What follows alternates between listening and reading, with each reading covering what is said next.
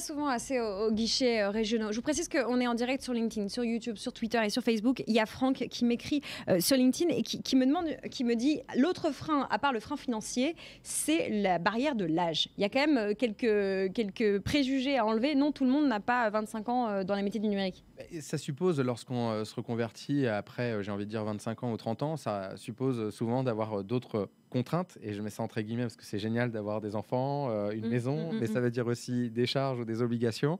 Et donc oui, passer le cap de la reconversion, ça veut dire aussi préparer son projet. Donc ça veut dire ne pas se lancer à cœur perdu dans l'aventure, mais préparer ce projet-là. Donc il y a évidemment beaucoup d'anticipation, donc d'où le fait d'avoir le plus d'informations au préalable. Et bien sûr, l'âge aujourd'hui est le principal critère de discrimination en France, hormis même au-delà du secteur du numérique. Donc on croise beaucoup de gens, nous, dans le programme Déclic, qui finalement, après 45 ans ou 50 ans, sont déjà discriminés vis-à-vis de l'emploi. En plus, on est en plein dans la réforme de retraite. À Pôle emploi à 45 ans. Il faut quand même imaginer qu'à 45 ans, vous êtes qualifié comme un senior. Alors, vous êtes qualifié comme un senior parce qu'on voit que c'est dès 45 ans que les premières discriminations voient le jour. Donc, il y a un vrai enjeu aujourd'hui de dire aux gens, après 45 ans, quels sont les atouts. Et que, très clairement, j'ai envie de dire, le barrage face à tout type de discrimination de ce type, c'est quand même la compétence. Aujourd'hui, on a parlé de cybersécurité avec le précédent intervenant, on a parlé de métiers de la data aussi. Ce sont des métiers qui sont en pleine tension. C'est 15 000 ressources qui manquent aujourd'hui sur ces métiers. Donc en se formant à ce qu'appelait le dernier intervenant, pain tester, c'est-à-dire des gens qui vont tester la sécurité de certaines boîtes, et bien finalement, c'est des métiers où on peut être autodidacte, on peut reprendre des études et de fait peut-être prétendre à un job, alors qu'on n'est peut-être plus aujourd'hui en France dans cette, on va dire, dans la moyenne d'âge où malheureusement on ne subit pas de discrimination. Ouais, vous avez entendu Farid Lalou chez Bonjour Cyber, il recrute des pentesters, des hackers éthiques qu'on appelle, donc n'hésitez pas à postuler ou à regarder son interview d'il y a quelques minutes. Il y a cette dimension évidemment d'actualité, puisque c'est la réforme des retraites qui est discutée en ce moment. Le mot senior, il fait rougir plein de gens. Il y a un endroit, un secteur dans lequel le mot senior est très valorisé, c'est dans le numérique, c'est dans la tech.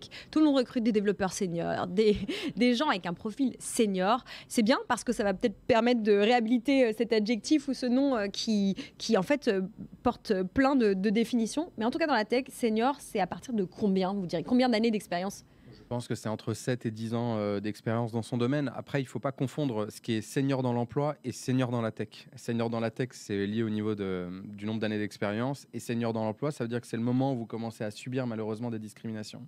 Et pour étudier ce sujet de manière plus large avec l'association que je porte, on voit bien que les premiers critères, les premiers freins, et dont parlait l'auditeur tout à l'heure, sont en effet l'âge et le niveau de diplôme. Donc moi, le message que j'ai envie de faire passer aujourd'hui, c'est de dire, peu importe votre niveau de diplôme ou votre âge, tentez cette reconversion. Il y a des dispositifs d'aide.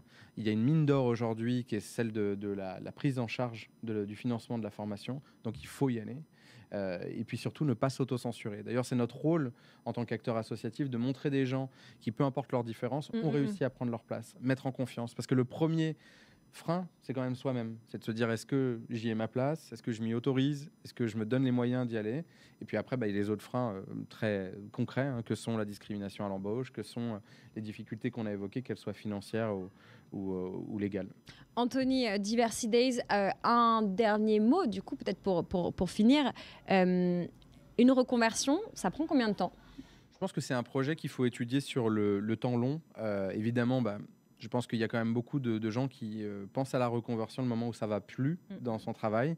Je pense que pour toutes ces personnes qui ont une appétence au numérique, c'est bien de le réfléchir un peu en amont et de commencer à structurer ce projet comme un projet de vie. Je pense qu'il faut entre 1 et 2 ans. Souvent, les gens qui veulent aller vers les métiers du numérique prennent conscience un peu tard que c'est la reconversion qui va être le passage obligé, donc le retour vers la formation. Et ça, pour le coup, je pense qu'on parle de métiers techniques avec ce qu'on appelle des hard skills. Donc, c'est des compétences techniques. Donc, il faut apprendre. Ouais. Il faut être derrière un ordinateur ou avec un professeur ou une professeure. Donc, voilà. Après, il y a beaucoup de choses qui se font en ligne. Moi, il y a des certificats dont j'aimerais parler de Google, par exemple, qui font les Google Certificates. Ils ont annoncé qu'ils offraient 10 000 licences en France. C'est une très belle opportunité aujourd'hui pour les Français qui ont envie de se reconvertir. Donc, je me dis, finalement, il existe plein de dispositifs, mais toujours, le premier frein, c'est l'information. Oui. Souvent, c'est l'accès à la formation. Donc, j'invite ceux qui ont envie de se reconvertir le 23 janvier. Nous serons en ligne avec le programme Déclic. On le lancera en direct de Nantes avec les équipes Pôle emploi. Ce sera la semaine nationale des métiers du numérique en France qui est animé par les équipes de Pôle emploi. Et je trouve que c'est une formidable opportunité de se dire au moins, à minima, je découvre et je démystifie ce qu'il y a derrière le mot numérique, qui se cache derrière, et on casse un peu le mythe de l'homme blanc, moins de 30 ans, qui a fait Harvard à la Mark Zuckerberg, et on se dit peut-être que moi... Qui n'a pas fini Harvard. Qui n'a pas fini Harvard, quand même, qui a fait une grande école ou qui y prétendait. Donc, en tout cas, je pense qu'il est l'heure de se dire que tout le monde a sa place dans ces métiers, peu importe son niveau d'études, et de se donner les moyens au moins de regarder ce que c'est, puisque je rappelle qu'il y a un chiffre qui traîne, c'était une étude de Dell, qui disait que 85% des jobs de 2030 ne sont pas encore connus.